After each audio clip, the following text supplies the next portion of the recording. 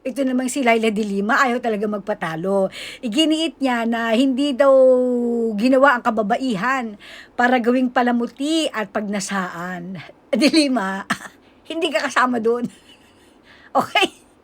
Wag mo nang ipaglaban ko ano man yung nararamdaman mo kasi hindi ka kasama doon sa pinagnanasaan. Okay? Hindi ka kasama. Hindi ko alam kung ano ba talaga kinagagalit mo. Nagagalit ka ba kasi hindi ka kasama doon sa pinagnanasaan? Tapos yung panahon mo dilimaw, alam mo yun? Nung panahon na very powerful ka pa, under Pinoy's administration, lahat ng gusto mong tsupanggain. Diba? Lahat ng aid mo, biniktima mo. Walang pumalag. Matindi. Tapos yan sabi mo, mga babae hindi ginawa para gawing palamuti at magnasaan, hindi ka kasama. Okay? You do not belong doon sa pinagnanasaan. As per Ann Curtis. Okay, balik tayo kay Ann, no? I like Ann Curtis. Really, I like her so much. Very beautiful, sexy, and maayos naman siya kausap in all fairness, hindi naman siya bobita. Kaya lang kasi, Ann, okay, hindi ikaw ang issue dito. Hindi ikaw. Ang issue dito, ulitin ko lang, isyong nasa isip ng isang tao ay hindi krimen.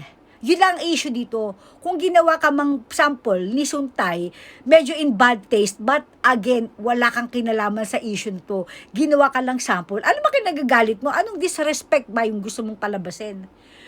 Nagpapasexy ka. Naalala nyo nung merong production number ba yun sa Showtime?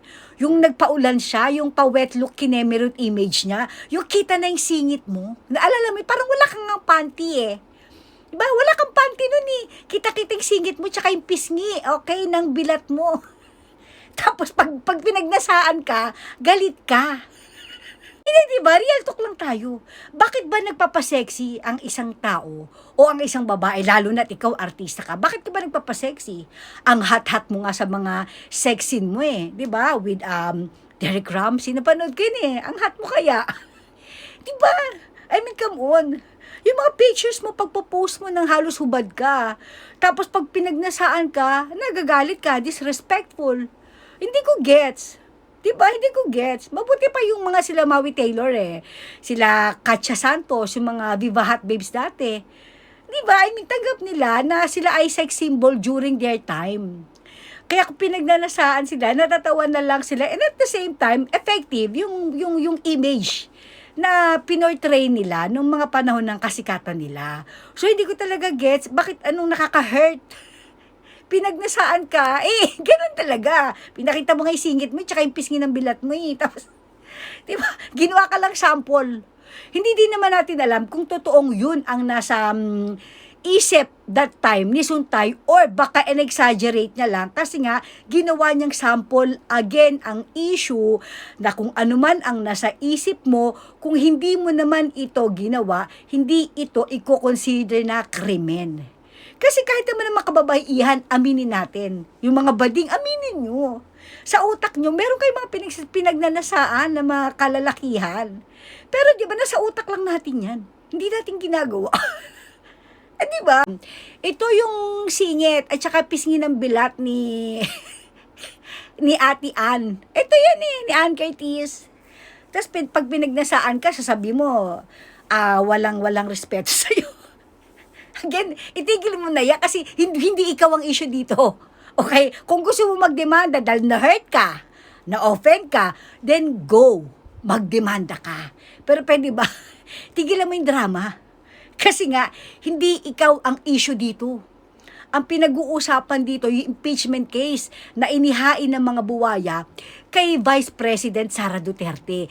Wala kang kinalaman dun. Ginawa ka lang sample. Again, kung nasaktan ka, magdemanda ka tapos. Huwag mo nang palaki itong issue na to. Hindi ka kasama dito. Putang ina, naalala ko yung issue ni Jessica Soho. May siyang joke nung kaibigan mong kabayo na sa laki daw ng katawan ni Jessica Soho kung siya ay gagawa ng movie. Dapat gang rape daw ang gagawin dito kay Jessica Soho. My God. Wala ka namang imik nun. Hindi ka ba nasaktan para sa isang kapitapitagan at kagalang-galang na reporter, binalahura na kaibigan mong kabayo? Di ba? My God. Pagka-selective an. Di ba? Yung si father, si father yung addict. Di ba kakampwet yung katulad mo? Oh, di ba nakita sa page niya, nanonood siya fan siya ng porn. Pero okay lang naman sa inyo, di ba? Kaya ulitin ko, I really like Ann Curtis. Okay? Kaya lang, wala ka kinalaman sa issue. Kung nasaktan ka, magdemanda ka. Fine. Alright.